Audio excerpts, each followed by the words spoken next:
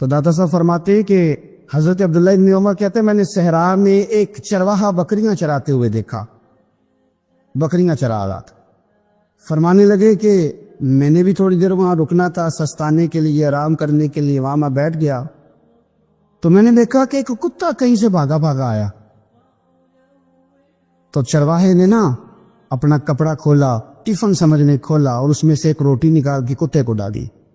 کتے نے کھائی اور پھر للچائی نظروں سے چرواہے کی طرف دیکھا، اس نے ایک روٹی اور نکال کے ڈال دی۔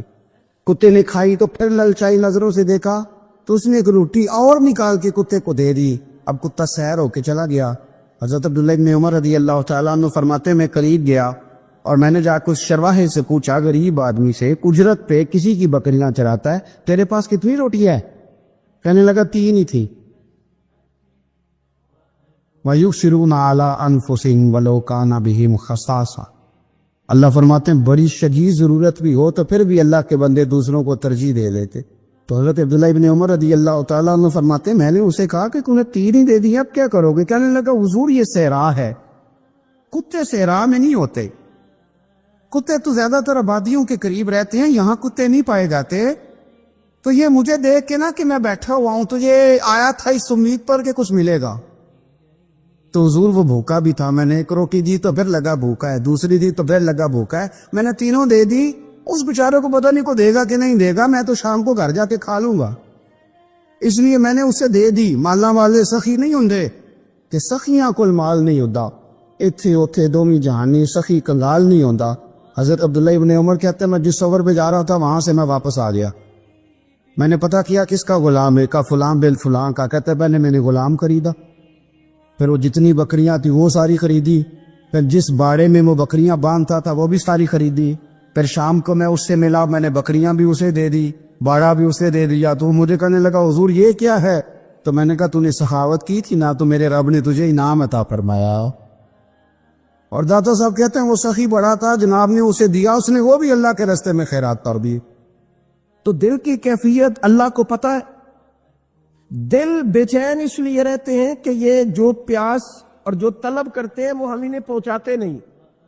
نبی پاک صلی اللہ تعالی علیہ وسلم کی خدمت میں حضرت زبیر بن عوام رضی اللہ تعالی عنہ اور ایک انصاری صحابی آئے، انصاری صحابی، ان کا آپس میں جھگڑا تھا۔ جھگڑا کیا تھا؟ ایک چشمے سے پانی آتا تھا، پہاڑ سے پانی نیچے گرتا تھا، ایک چشمہ تھا پہاڑ سے، تو اس چشمے سے لوگ اپنے کھیتوں کو پانی دیتے تھے۔ یہ بخاری کی حدیث ہے۔ پہلے باغ تھا حضرت زبیر بن عوام کا۔ حضرت زبیر بن عوام رضی اللہ تعالیٰ عنہ نبی پاک صلی اللہ علیہ وسلم کی پھپھی کے بیٹے اور اشرم بشرا صحابی ہیں۔ ان کے کھیت پہلے آتے تھے اور اس انصاری کا باغ بعد میں آتا تھا۔ جھگڑا یہ تھا کہ حضرت زبیر بن عوام کہتے تھے پانی کھیت کو پہلے میں نے دینا ہے، اور وہ انصاری صحابی کہتے تھے کہ پانی پہلے میں نے دینا ہے۔ بات حضور کی بارگاہ تک چلی گئی۔ یہ مسئلہ دنیاوی تھا، دینی ہمارے ہاں لوگ کہتے ہیں کہ دینی مسئلہ مولوی صاحب بتائیں گے، دنیاوی چودھری صاحب بتائیں گے، وہ دین سے علیحدہ ہے۔ نبی پاک صلی اللہ علیہ وسلم کی بارگاہ میں جب یہ بات گئی نا تو حضور نے فرمایا بھائی پہلے کھیت کیونکہ زبیر کا ہے، ہوتا ہے نا ہمارے ہاں پانی کی باریاں ہوتی ہیں، تو جس آدمی کا کھیت پہلے ہے وہ پانی پہلے پلا لے اپنے کھیتوں کو، دوسرے بعد میں پانی لگا لے۔ تو نبی پاک علیہ السلام نے فرمایا چونکہ زبیر کا کھیت پہلے ہے تو زبیر پہلے پانی لگا لے کھیت کو، اور انصاری کا باغ چونکہ بعد میں آتا ہے، اس کے کھیت بعد میں آتے ہیں تو وہ پانی بعد میں لگا لے۔ اب وہ انصاری پر یہ بات بوجھ گزری تو بے سمجھی میں، بے دھیانی میں، جوش جذبات میں بڑا سخت جملہ کہہ گئے۔ کہنے لگے یا رسول اللہ صلی اللہ علیہ وسلم، زبیر دراصل آپ کی پھوپھی کے بیٹے ہیں نا، تو میں تو پھوپھی کا بیٹا نہیں، اس لیے آپ نے فوراً فیصلہ ان کے حق میں دیا ہے۔ محبوب تو ابھی کوئی جواب دیتے ہی اللہ کے قرآن نے بولنا شروع کر دیا، اور قرآن پاک کی آیت آئی، فرمایا فلا وربک لا یؤمنون حتی یحکموک فیما شجر بینہم۔ رب کریم نے فرمایا محبوب مجھے تیرے رب کی قسم، یہ اتنی دیر تک مومن ہو ہی نہیں سکتے جب تک اپنے ہر معاملے میں تیرا فیصلہ قبول نہ کر لیں۔ جب تک ہر معاملے میں تیرا فیصلہ قبول نہ کرے اتنی دیر تک مومن ہو سکتے اب اگلے لفظوں پہ غور کرنا ہے، فیصلہ بھی قبول کرے اور اگلی بات کیا ہے؟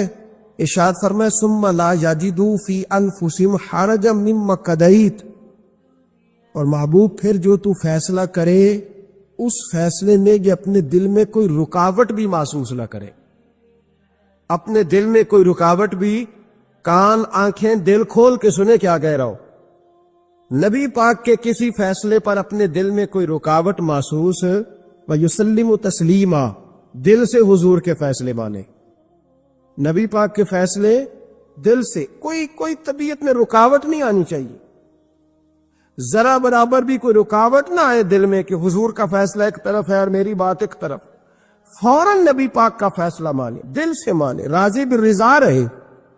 جب تک یہ کام نہیں ہوگا اتنی دیر تک ایمان مکمل۔ ہمارے ہاں لوگ بوجھ سمجھنے لگے ہیں شریعت کے معاملات، بڑا مشکل ہے جی، زکوٰۃ اب 2.5% پوری، ہر 100 میں سے 2.5 روپے دیں اپنے کمائے ہوئے، اتنی سخت گرمی میں روزے۔